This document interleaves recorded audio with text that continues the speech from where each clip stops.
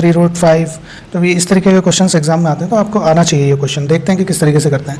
जो हमारे पास है √2, इसको हमें इरेशनल प्रूव करना है, तो इसको हम किस तरीके से इरेशनल प्रूव करेंगे। देखिए पहले हम क्या करते हैं कि √2 को हम कर लेते हैं लेट √2 इज़ रेशनल। एक्चुअल में इसको हम कॉन्ट्राडिक्टरी मेथड से यूज़ करते हैं, ठीक है। अगर हमने इसको रेशनल मान लिया, तो अगर ये रेशनल हमने इसको एज्यूम कर लिया, तो हम ये कहेंगे कि √2 जो होगा हमारा वो a/b के इक्वल होगा, मतलब किस फॉर्म में होगा, क्योंकि हमें पता है कि जो भी हमारा रेशनल नंबर होता है उनको हम p/q की फॉर्म में लिखते हैं या फिर लिख दें a/b की फॉर्म में लिखते हैं, बात एक ही है। तो जब हम यहाँ पे लेते हैं तो a एंड b जो होंगे हमारे, a and b are composite number, ठीक है, a and b composite number. और यहाँ पर हम कहेंगे कि b नॉट इक्वल टू 0, क्योंकि जब हमने ये पढ़ा है कि जब ये रेशनल नंबर होता है तो उसमें b 0 नहीं होता, डिनोमिनेटर 0 नहीं होता, ठीक है। तो अब हम क्या करते हैं, b को इधर ले आते हैं, तो ये आ जाएगा हमारा b √2 is equal to a। अब हम करते हैं स्क्वायरिंग बोथ साइड, ठीक है, स्क्वायरिंग बोथ साइड्स। तो स्क्वायरिंग कर लेते हैं बोथ साइड्स, देखते हैं क्या होगा। तो जब स्क्वायरिंग करेंगे बोथ साइड्स, तो यहाँ पे b का स्क्वायर हो जाएगा और √2 का जब स्क्वायर करते हैं, जैसे हम √2 का स्क्वायर करेंगे तो इसका रूट हट जाएगा, ये जस्ट 2 बचेगा, तो यहाँ पे आ जाएगा हमारा 2 इज इक्वल टू a², ठीक है।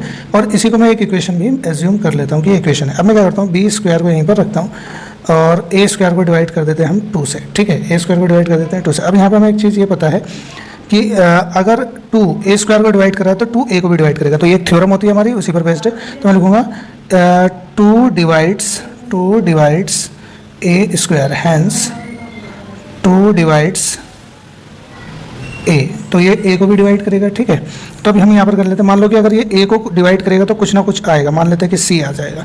जैसे कि अगर मान लो यहाँ पर अगर मैं 8 लिखता हूँ, 8 को 2 से डिवाइड करूँगा तो मान लो 4 आएगा। ऐसे ही हम यहाँ पर मान रहे हैं कि हम a को डिवाइड कर रहे हैं किसी को, तो यहाँ पर हमारा कुछ ना कुछ तो आएगा, तो मान लेते हैं कि c आएगा, ठीक है।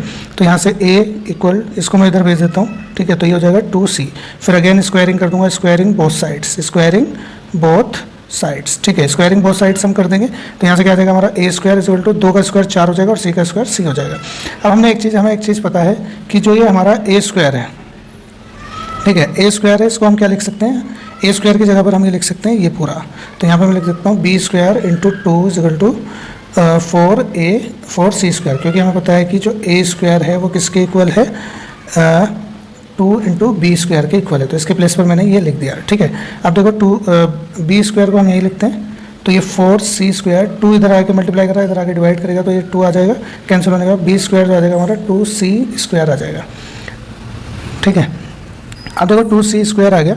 अब यहाँ पर देखो कि b² को अगर हम यहाँ पर 2 से डिवाइड करते हैं, 2 इधर ले आए तो ये c² बचेगा हमारा। अब यहाँ पर से फिर से हमारी एक बात आ गई कि 2 divides b², hence 2 divides b, ये इसको भी डिवाइड करेगा।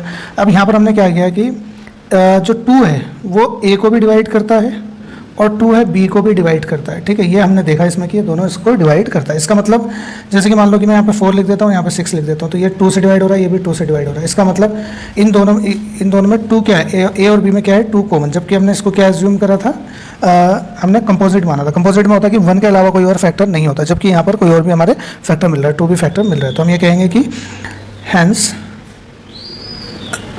2 divides both a and b, 2 divides both a and b, ठीक है। तो हम ये कह देंगे इट मीन्स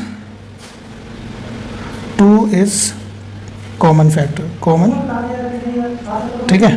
तो इसका मतलब क्या हुआ कि जो हमने इसको रेशनल मारा था, hence our assumption is wrong।